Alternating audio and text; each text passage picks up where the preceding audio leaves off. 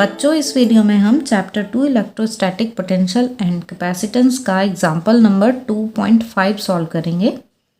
बाकी के एग्जाम्पल्स की वीडियो का लिंक बच्चों आपको डिस्क्रिप्शन में मिल जाएगा। अभी देखते हैं हम एग्जाम्पल 2.5 का ए पार्ट। 3 पार्ट्स हैं, ए, बी एंड सी। तो पहले ए पार्ट देखते हैं।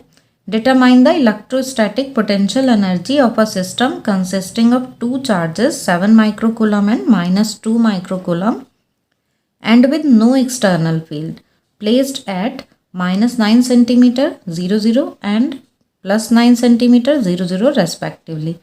बच्चों यहाँ पर हमें सिस्टम ऑफ 2 चार्जेस गिवन है।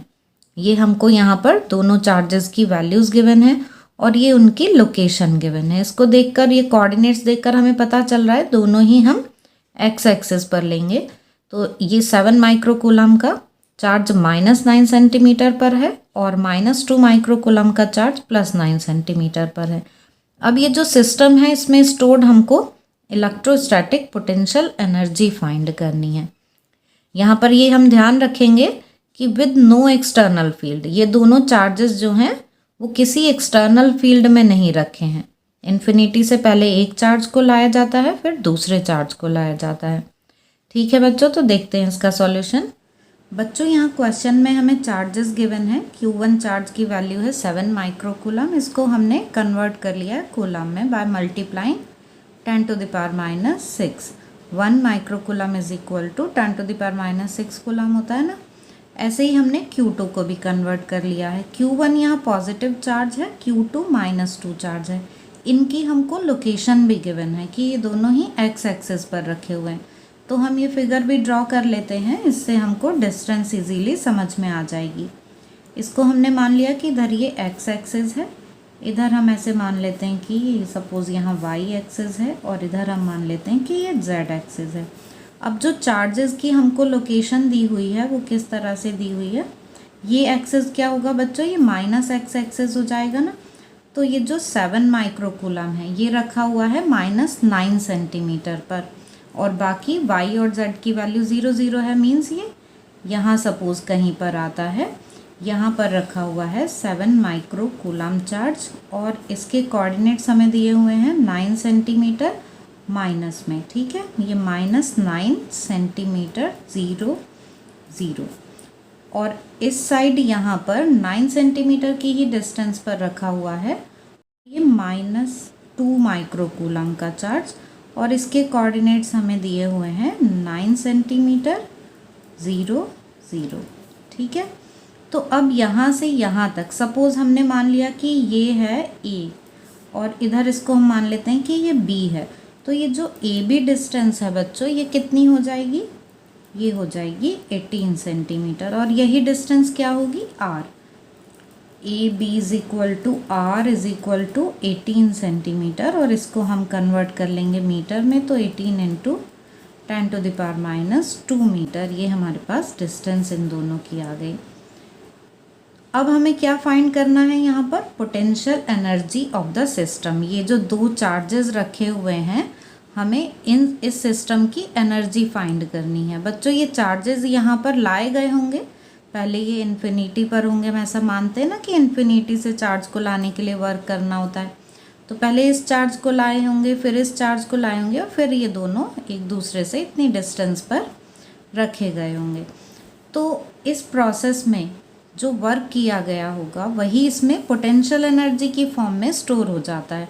तो हमें इस सिस्टम की वही पोटेंशियल एनर्जी फाइंड करनी है।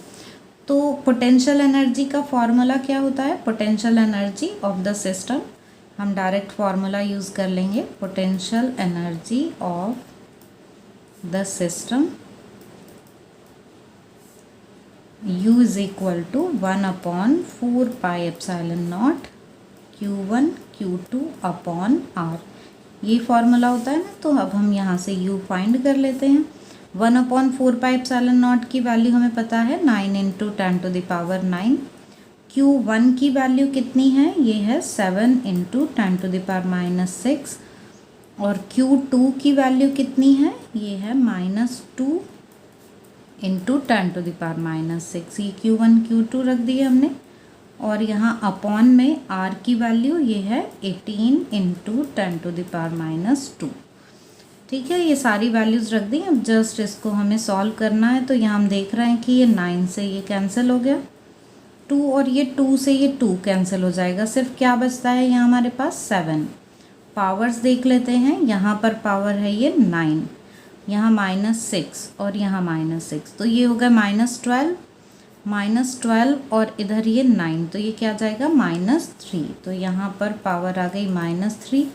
अपॉन में हमारे पास ये है -2 और ये ऊपर जाएगा तो ये हो जाएगा 10⁻²। तो इस तरह से पावर आ जाएगी 10⁻⁻1। तो इस 10⁻⁻1 मीन्स 7/10, तो ये वैल्यू आ गई 0.7।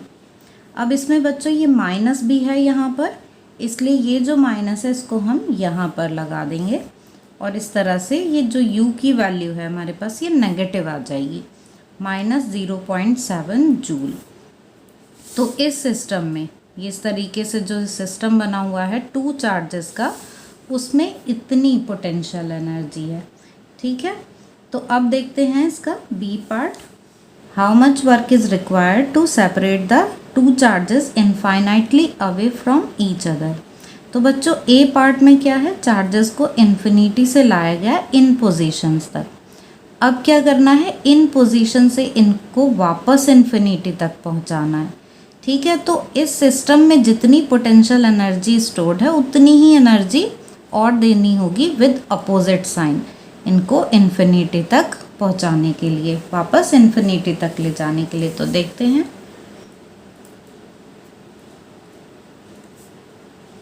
Amount of work done.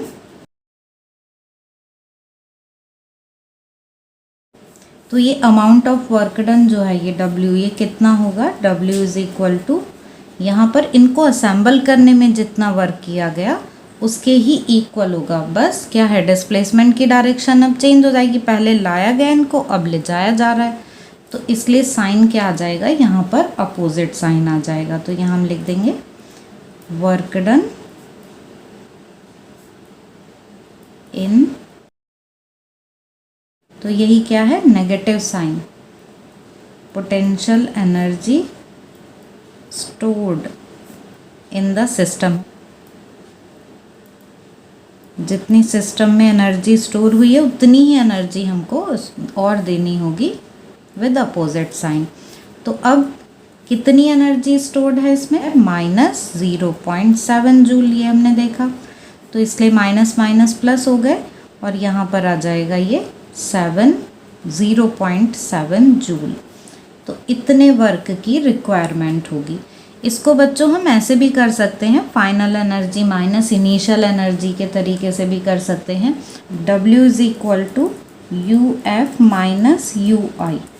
अब इन्फिनिटी पर पहुंचने के बाद फाइनल एनर्जी हो जाएगी 0 और इनिशियल एनर्जी कितनी है, -0.7।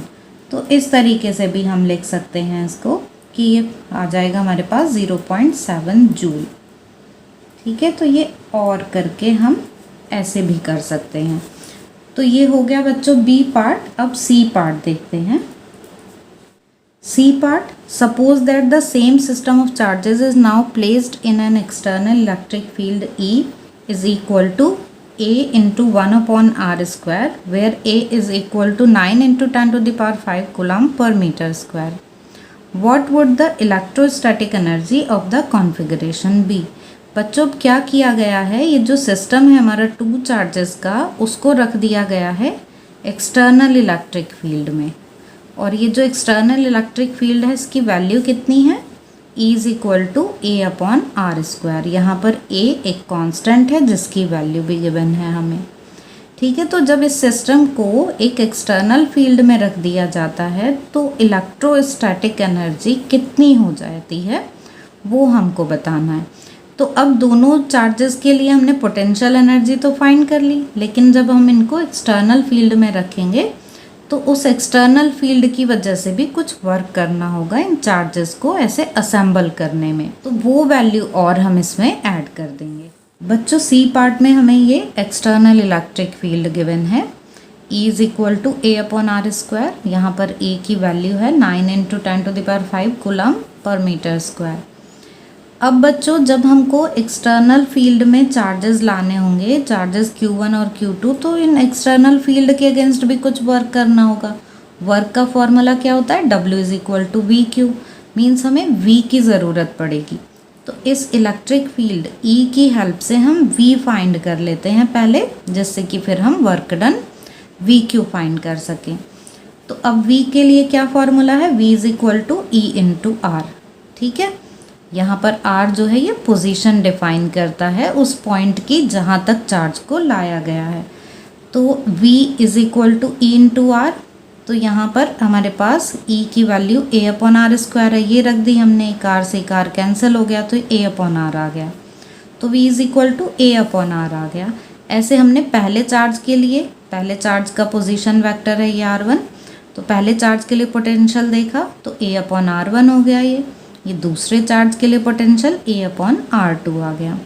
इसको हम फिगर से समझ लेते हैं बच्चों, फिर हम देखेंगे कि नेट इलेक्ट्रोस्टैटिक एनर्जी की ये वैल्यू कैसे आती है। तो हमारे पास ये दोनों चार्जेस, हमने फर्स्ट पार्ट में देखा कि दोनों चार्जेस ऐसे A और B पॉइंट तक लाए गए एक दूसरे से 18 सेंटीमीटर के डिस्टेंस तक। तो इसमें कुछ पोटेंशियल एनर्जी स्टोर हो जाती है और उस पोटेंशियल एनर्जी की ये वैल्यू होती है। ये तब के लिए है जब कोई एक्सटर्नल फील्ड नहीं है। पर बच्चों अगर यहाँ पर पहले से कोई एक्सटर्नल फील्ड हो और हम इस पहले चार्ज को लाएं, तो हमें इस पहले चार्ज को लाने में भी कुछ वर्क करना होगा। इस पहले चार्ज को हम कहाँ तक ला रहे हैं? इस पॉइंट 900 तक ला रहे हैं। तो यहाँ तक लाने में कुछ वर्क करना होगा। वो वर्क ही क्या होगा? W is equal to V Q, means इस पॉइंट पर पोटेंशियल कितना होगा इसका, वो अब हमको पता होना चाहिए। तो उसके लिए हमने वैल्यू निकाल ही ली है। तो जब हम पहले चार्ज को लाए तो ये वाली टर्म आ गई हमारे पास V Q, W is equal to V Q. यही फार्मूला लिया है ना। तो Q1 चार्ज को ला रहे हैं तो यहाँ Q लिख दिया। पहले चार्ज को हम कहाँ तक ला रहे हैं? R1 तक। अब ये R1 कैसे आया? ये जो है ना पोजीशन वेक्टर है R1, और R1 पोजीशन वेक्टर है तो एक फ्रेम ऑफ रेफरेंस लेना होगा जिसमें हम कुछ ओरिजिन मानेंगे। तो अब यहाँ फिगर में हमें दिख रहा है कि ये है ओरिजिन। बच्चों एक्सटर्नल फील्ड जो है वो किसी भी तरीके से हो सकती है कि ऐसे कोई एक्सटर्नल फील्ड है, हमें एक्सटर्नल फील्ड की कोई ऐसे इन्फॉर्मेशन नहीं दी हुई है सिवाय इसके कि उसकी ये वैल्यू है। हमें सोर्स के बारे में कोई इन्फॉर्मेशन नहीं गिवन है, ठीक है, और उसकी हमें ज़रूरत भी नहीं होती क्योंकि हमने यहाँ पर ये पढ़ा है। आपको और डिटेल चाहिए तो आप यहाँ पर देख सकते हैं, potential energy in an external field. इसको 2.8 आर्टिकल को आप पढ़ेंगे तो आपको ये यहाँ पर सब दिख जाएगा कि ये हमारा इंटरेस्ट नहीं है यहाँ पर कि जो एक्सटर्नल फील्ड है उसका सोर्स कैसा है, ठीक है। हमको सिर्फ यहाँ पर ये देखना है कि इलेक्ट्रिक फील्ड की वैल्यू कितनी है जिसमें कि चार्जेस को लाया जा रहा है। जो एक्सटर्नल इलेक्ट्रिक फील्ड होगी उस पर ये जो चार्जेस लाए जा रहे हैं इनकी फील्ड कोई भी इफ़ेक्ट नहीं डालेगी। ये चार्जेस इतने छोटे लिए जाते हैं कि एक्सटर्नल फील्ड को ये अफेक्ट नहीं करते हैं। तो ये सब बातें हमें ध्यान रखनी है। तो एक्सटर्नल फील्ड इस तरह से हो सकती, कैसे भी हो सकती है। यहाँ पर सिर्फ हमको उसकी वैल्यू गिवन है E की, तो वो हमको लेना है। हमको और सोर्स के बारे में कुछ नहीं देखना है कि वो सोर्स कहाँ है, कितनी डिस्टेंस पर है, किस पोजीशन पर है, उससे हमको कुछ नहीं करना है। तो यहाँ पर जब हम पोजीशन वेक्टर लेंगे तो हम इस फ्रेम ऑफ रेफरेंस के लिए लेंगे जिसमें कि ये ओरिजिन है। तो ओरिजिन से इस पहले चार्ज तक की जो डिस्टेंस है ये उसका पोजीशन वेक्टर हो गई। दूसरे चार्ज की डिस्टेंस जो है ये इसका पोजीशन वेक्टर हो गई, ठीक है। तो ये हमारे पास यहाँ पोजीशन वेक्टर आ गया। और करेक्ट वे में हम लिखें कि ये पोजीशन वेक्टर है तो हम यहाँ पर ये वेक्टर्स लगाकर ऐसे लिख सकते हैं कि ये R1 है और R2 के ही ये मैग्नीट्यूड में इक्वल है और इनको हम R ऐसे लिख सकते हैं, ये R इनका मैग्नीट्यूड होगा। तो बस अब आ जाते हैं हम वापस क्वेश्चन पर कि ये पहले चार्ज को लाए एक्सटर्नल फील्ड में तो इतना वर्क करना होगा, दूसरे चार्ज को लाएंगे तो इतना वर्क करना होगा एक्सटर्नल फील्ड की वजह से। और ये कौन सा वर्क है? जब दूसरे चार्ज को ला रहे हैं तो पहले चार्ज की प्रेजेंस की वजह से, मतलब दोनों चार्जेस के बीच में जो पोटेंशियल एनर्जी है ये वो होगा। देखते हैं Q1 की वैल्यू कितनी है बच्चों, ये है 7 माइक्रोकूलम, मतलब 7 इंटू 10⁻⁶। और पोटेंशियल हमने देखा ये A/R1 हो जाएगा, ठीक है। ये VR1 की वैल्यू A/R1 लिख देते हैं। Q2 की वैल्यू क्या है, -2 इंटू 10⁻⁶, और यहाँ पर A/R2 आ जाएगा। ये वाली टर्म बच्चों हम देख ही चुके हैं कि इसकी वैल्यू हमने फर्स्ट पार्ट में ही कैलकुलेट की है, और ये कितनी है, -0.7 जूल है। तो अब यहाँ से बच्चों ये 10⁻⁶ कॉमन आ जाएगा, A कॉमन आ जाएगा, तो A कॉमन आ गया, इंटू 10⁻⁶ कॉमन ले लिया। अब यहाँ 7/R1 ये बचता है, -2/R2 ये बचता है, और यहाँ जाता है -0.7। A की वैल्यू रख देते हैं हम, A की वैल्यू है 9 इंटू 10⁵, और ये है 10⁻⁶, और यहाँ पर 7/R1 की वैल्यू बच्चों, ये पोजीशन वेक्टर है ना R1 R2, तो R1 की वैल्यू यहाँ से मेज़र करेंगे हम, इसको ओरिजिन मान रहे हैं, तो R1 कितना हो गया, ये मैग्नीट्यूड लेंगे हम, तो ये आ जाएगा, दोनों के लिए ये वैल्यू कितनी है, 9 centimetre. 9 centimetre means 9 into 10⁻⁻2 metre. तो यहाँ पर दोनों के लिए ये वैल्यू कितनी आ जाएगी, 9 इंटू 10⁻⁻2, और यहाँ पर भी 2/9 इंटू 10⁻⁻2, और इधर -0.7। तो अब ये भी यहाँ से कॉमन आ जाएगा। यहाँ हमारे पास क्या बच गया था, ये 9 इंटू 10⁻⁻1, और ये अपॉन में ये भी कॉमन आ गया, 9 इंटू 10⁻⁻2। अब यहाँ हमारे पास सिर्फ क्या बच जाता है, 7 - 2, और साथ में ये -0.7। यहाँ हम देख रहे हैं कि ये 9 से 9 कैंसिल हो गया, ये ऊपर गया प्लस में आ गया, तो यहाँ हमारे पास आ गया 10, और इधर आ गया ये 5, तो 10 और यहाँ 5 -0.7, तो ये आ गया 50 - 0.7, 50 - 0.7, और ये जब हम माइनस करेंगे इसको, तो ये क्या आ जाएगा, 49.3 जूल। तो ये हमारे पास यू नेट की वैल्यू आ गई, ठीक है बच्चों।